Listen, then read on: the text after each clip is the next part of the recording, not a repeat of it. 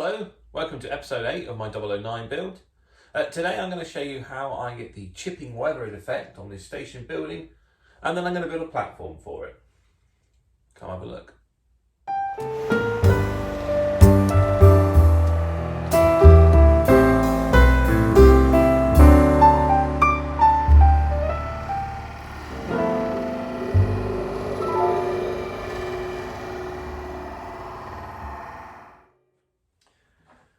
In a previous video, I showed you the signal box which I built for the layout, and I said I was going to show you how to get this peeled paint weathered effect on the signal box. For the layout, I have a station building to go the other side of where the signal box stands. This is a wheels kit. It's just a station platform building kit. It costs about £9.95. It's a nice little kit. Confusingly, the picture of the roof is sort of this sheeted type roof, but the parts that came in the kit were slate. So I'm quite happy with that because I thought I'd have to make a slate roof for it. But I mean, if that was the style of roof you were after, just be careful. It doesn't come quite with the parts displayed. So I built it up just as the sort of main shell for now, because all I want to concentrate on is painting the woodwork in the sort of old worn out wood colour that's got to do first before putting the top coat on. So I haven't added the windows and no drain pipes on there or anything like that yet. They're still sitting on the spurs, but I will be painting them as well. So to do this, I have a couple of selections of paint. I've got the weathered wood shades collection.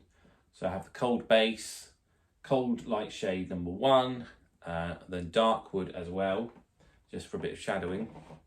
And then additionally with that, then there's another weathered wood range by Life Colour. And from there I've taken wooden grey umber and old peeled deck. So what I'm going to do is I'm just going to paint the base coat on and then use these various 4 shades just to blend over to give subtle tones of different various shades of weathered wood. It's a bit of a tongue twister there. So let's get on with it.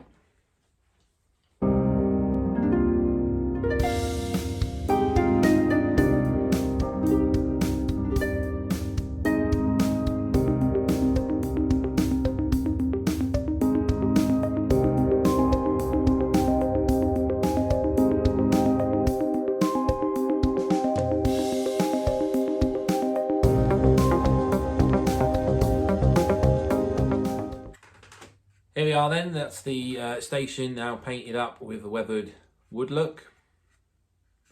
That's all done, and then I've done the other parts as well. So the gable end fascia boards, and I've then done the down pipes and drain pipes in a mixture of red leather and brown leather to give it a sort of rusty look, because I'd imagine that they'd be ironwork. So the next job is to take this stuff, which is the AK acrylic fluid, worn effects for this, the chipping fluid.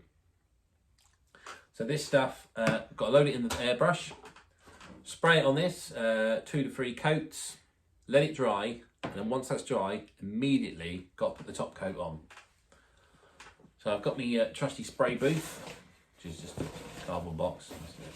Not the most fanciest, but it will do for now. So let's get on with that.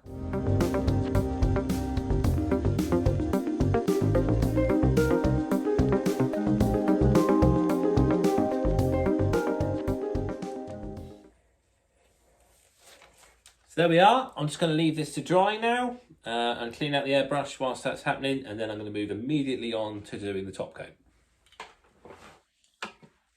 Okay, the fluid is now dried, so we're ready to paint. I'm going to go with the colours I've chosen for the signal box. This is going to be basically my railway's identity. I think I'll talk a little bit about that later on, or maybe in another video. But basically it's very similar to Southern or Great Central colours, possibly even LEDR, I think they might use as well. But 71, which I think is oak, Humbrol 71, and then Humbrol number 2, which is emerald green.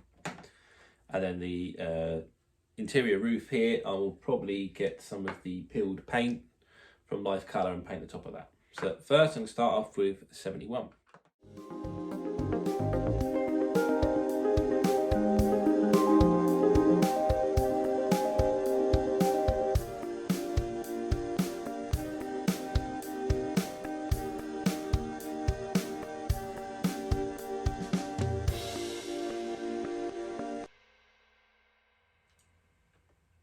So there we are, I've got the oak coat on. Took several applications. Trouble with the fluid is because the paint is obviously wet and it's water based, it does sort of tend to peel the previous coat off. So it's ideally you need to sort of dry between coats. So I've just stuck it in front of the heater just to quicken that up. So that's all now coated on. I'm going to now just highlight the green edging.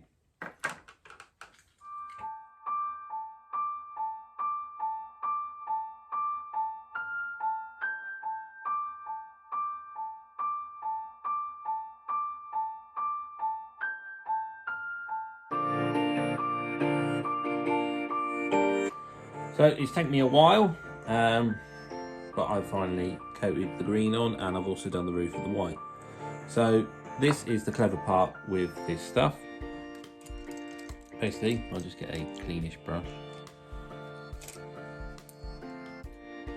Wet the brush, wet the paintwork, and then just where you want to weather it, you can just scrape with a toothpick or a knife.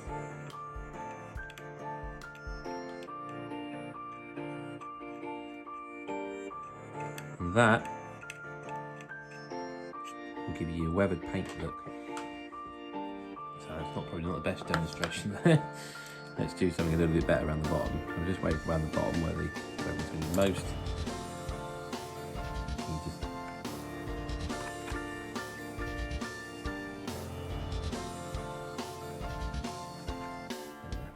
Corner here. See, paintwork comes out.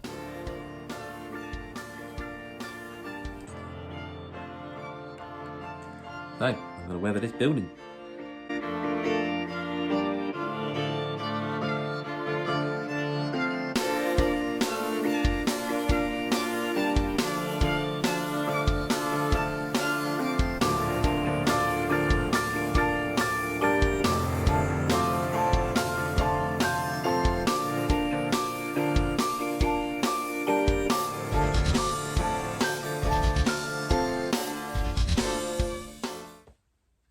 So here we are, I've now gone round and scratched the paintwork off to give it a weathered look. Looks okay at the moment, but it will need a bit more of a weathering, like what I've done with this, to give it a final effect, but it's not too bad. The only strange one was the inside on the roof. I'd used Life Colours, rough light grey, just to give it a sort of worn out whitewashed roof look, but the paint seemed to react with the acrylic fluid differently, and it wasn't scratching off it was so much, it was just lifting off. So I mean I just ran a very hard brush over it and sort of got this effect, which is not brilliant, but I mean you're never really going to see it up there anyway, so I'm not too fussed. But otherwise everything else has come out okay. I'll just let it dry off, and then I'll just any more loose bits of paint I'll just brush off once it's all dried. And then I'll get on with finishing this station by putting the final pieces on. And here is the finished station building. So I've added all the extra detailing parts, the gutters, the downpipes, fascia boards, and the chimney stack. The thing to watch with the chimney stack I found was that the parts were all different sizes, which was a bit odd. So when it was put together, it wasn't level on the top. So I had to file it down to get it all level. So that's something to watch out for if you're building this kit, just to make sure that you get it level. And this part of the wall here had a beveled edge on the bottom just so it sits on the roof, but this end didn't, so that also needed filing into shape. And then I've just done the same treatment as what I did with the signal box. I then took some AK interactive pigment washes. So I just used streaking grime and the neutral grey wash. Just run it over, thinned it down, so run it down the roof, around the bottoms where the dirt's going to accumulate quite a bit, inside the waiting area. And that's the station building now finished. And then next to it, you'll see the station now has a name. And it's, excuse my poor pronunciation of Welsh, I'm sure, but Ford Dyn Ryd. And that translates to Burford Road. Right, I have the station building. I have a station sign. And traditionally, this should go on a platform. But narrow gauge railways tend not to follow the tradition of standard gauge. And platforms tend to be a more modern thing for narrow gauge railways, mostly for accessibility reasons. So I could just leave this sort of area as a station, just a bit of ballast down to represent. But I think it's going to look a bit odd if I have ballast here, wooden decking here, ballast here. In my mind's eye, it doesn't flow right. So I'm going to go against the norm of what would be a narrow gauge company trying to save money, and here they did build a platform. I think the traditional sort of brick platform isn't really going to go well because they're going to be building across the wood. So I think there's only one way to do this. That's going to be a wooden platform. So I'm going to do it with the balsa wood that I bought for the bridge. I've got loads left over. Although, strangely, the piece that I want this size I can't find at the moment. But I'm sure I can make do. So it's balsa wood, matchsticks. And I'm going to get on with it. Oh, this is great, by the way. Firstly then, before building the platform, I need to plan how I'm actually going to do it. So as I said, I was going to use balsa wood. I've got these various sizes. This one's roughly 5mm square and this one 4mm square. I was going to use the 5mm square to go across here to, as beams all along the platform, lay the 4mm on top, and then take some matchsticks for the top deck, and they would then go across in the same direction as the bottom beam. Not easy to see because I've obviously got this pencil in the way on the coach, but let me just move it forward so you can see. It's too high for a platform, far too high. You can't open the door. So back to the drawing book. I've decided to not use that 4mm that I just dropped on the floor. Going to continue with the idea of using the 5mm for the beams along the bottom, and instead the top deck will just be the matchsticks, and they'll just go this way, opposite direct, axis to the beams, which will be a more suitable height for the platform. Not very easy to show you right now, but I think you get the idea. So to do the platform, I need to use the traditional method as it's on a curve of, as you can see here, I've got a pencil just taped to my longest piece of rolling stock, which is a Linton and Barnstable coach. I think if you are going to model in 009 and you do intend on having these coaches, is to get one of your very first purchases, because I don't think you're going to get much rolling stock longer than this, unless Bachmann bring out a Welsh Highland Garrett at some point. Hint, hint. And yeah, this is probably the longest rolling stock you're going to have. So it's ideal for judging where to put your bridges, tunnels, platforms, etc. As you can see, I didn't buy one of these at the start and had problems with the tunnel portal over there. So just going to run the coach round, got the pencil in the middle because that's where the overhang is going to be at most. And just mark out where roughly the platform's going to go.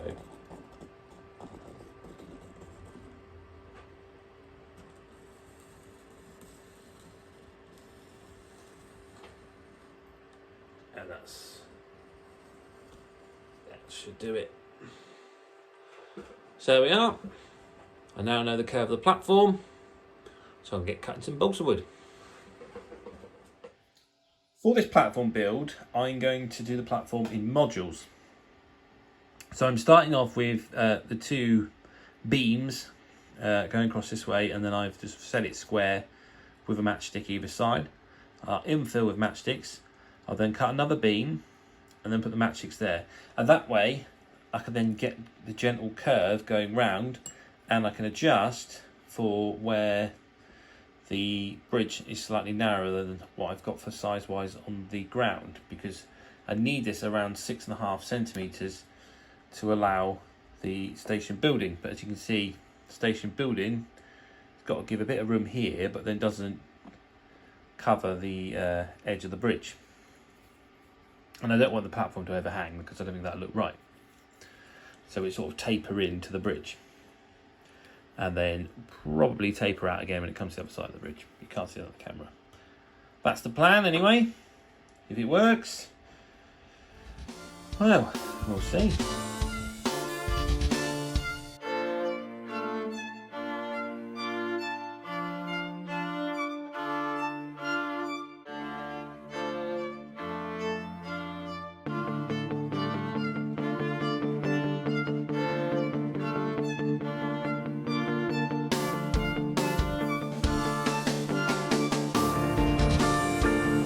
Face it, this is going to take a while. I'll see you at the other end of the platform. Well, I've got bare backache from doing this because this has been painstakingly long to put together, as you can probably well imagine with matchsticks. But the platform is now built, and I've done it long enough to fit, as long as I don't derail. My 4-coach train, or if I had another Linton and Barnstable coach, probably a 2-coach train, and the fairly fits in the platform as well. Only downside is because obviously the length of this coach, and it's a curved platform, there's a bit of a gap between the coaches and the coach, but when you're this side you can't see. So I'm going to wait for the PVA glue to harden. And then I'm going to sand the top down so the deck is smooth, because the station builder is a bit wobbly at the moment. And then I'm going to weather it in the same method that I weathered this bridge. So I'll just wait for that glue to dry. Okay, well, I've let the glue harden over the last 24 hours, and I've gone over with just a bit of sandpaper just to smooth down the deck. So it's a lot less rougher now, and more importantly, the station building sits a bit more squarely on top. So I need to weather the decking, and to do that I want to match the colours that I used on the bridge, and to do that I need to remember what colours I used, which I can't. All I know is I definitely used dark wood from the weathered wood range, cold wood base, cold wood light shade number 1, and I suspect maybe 1 or 2 of the other weathered wood range. I've got options of peeled deck, rough light grey, wooden grey umber, stripped wood, old wood, and light brown. So I'll probably use light brown, that sounds about right. Maybe the grey and probably the old wood.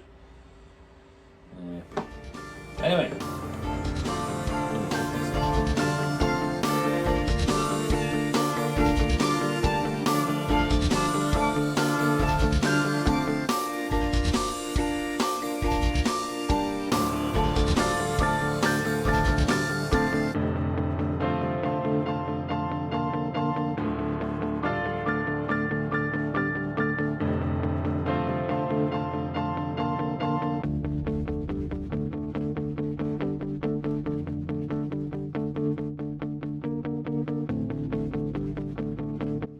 Here we have the weathered platform.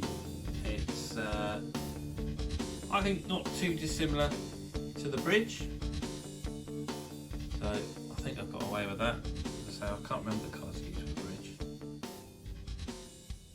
But I think that matches okay. You can see on the edge, closest to the rail, I've used the darker shade of the weathered wood.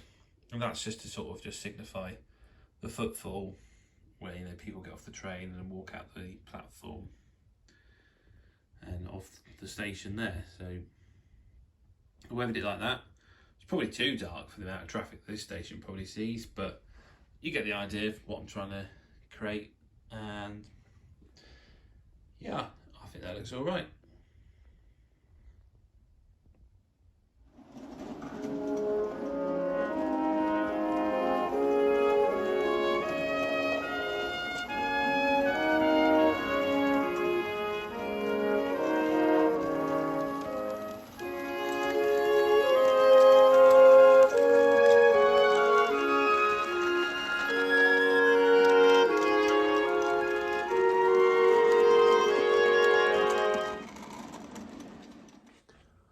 Right, well, I've been trying to position the platform so that this coach can go round, and I've realised that as I've been building it, I think every new section that I've added on, I've sort of inadvertently moved this end of the platform towards the track. So if I try and stick to the pencil line, the coach now catches on the platform at this end. If I correct it by moving the platform out so that the coach moves round, there's an unsightly gap, and as you can see it's now touching this end, but it will push out eventually, but then you've got a horrendous gap between the coach and the platform. That's just unrealistic, even with this bogie stock. So I'm thinking to correct this problem is to either reduce the height on these battens underneath, for which would be the support beams, or remove them completely and then just have a wooden decking, ground level platform. So I'm going to have a look at the feasibility of just cutting these down first, because obviously if I remove the whole thing, that affects the structural integrity, I think that's what the words I'm looking for, of the platform. So I'm going to look at that first and see what the best solution is. Okay, well, I worked out how to make the platform lower. A simple task of simply cut the first beam in half, support, timber, whatever you want to call it, and then I've just used that as a guide just to get a razor saw, put it against the next beam, and then just case of sawing the next beam in half. I'm sure it will be a little bit wonky once it's all done.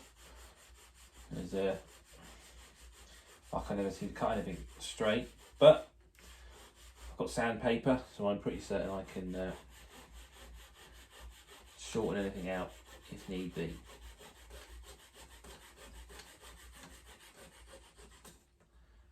There we are, simple as that. I only took a little bit off, I think that was the smaller bit. It's the same size as the others. Find out when it goes a bit wobbly, won't we? So yeah, that's how I'm going to lower the platform. Well, this is one of those jobs I thought was going to take forever. But as soon as I'd cut this first piece of wood and then used the other piece as a guide for the rest of the joists, I flew through this quite quickly. So the platform's now half the height it was. It's closer to the track, and that means that the Linson and Barnstable coach goes around nicely. And there's just a little gap between the footboard and the top of the platform, but it's not catching anywhere. And because the platform's closer to the track, it looks a lot more realistic and a lot nicer. And it's better for the short wheel-based coaches, as they're a bit closer to the platform as well. So I'm pleased how that's turned out. I think I'm going to glue that in position there. I was originally thinking of putting a little bit of ballast underneath and a few weeds, but it's now so low, I don't think I need to worry about that now. Okay, so this is the platform now glued in place. I felt the waiting shelter or station building was a little too close to the edge of the platform, so I've just added a few more matchsticks on the back here, and then the offcuts where I cut these joists in half, I've used them to make some steps to get up to the platform. So that sits back there now, and I think there's better clearance between the edge of the platform and the station building, so when the coach and the train come in, move the loco out of the way. There's a realistic gap between the two of them now. So there we are, that is the station. I might repaint the station sign because I've done the black for the legs and the back, but I think I might paint that green. It just doesn't quite look right to me. But apart from that, I think a bit of fence on the back here, obviously, stop anyone falling in the river and wandering off. But otherwise, I'm quite happy with that. Well, I think that'll do for today. I hope you found the video useful, particularly if you were looking at that sort of weathered style chipping effect. Next time, I'm going to actually move on to the scenery. So, you're going to be seeing scenes like this.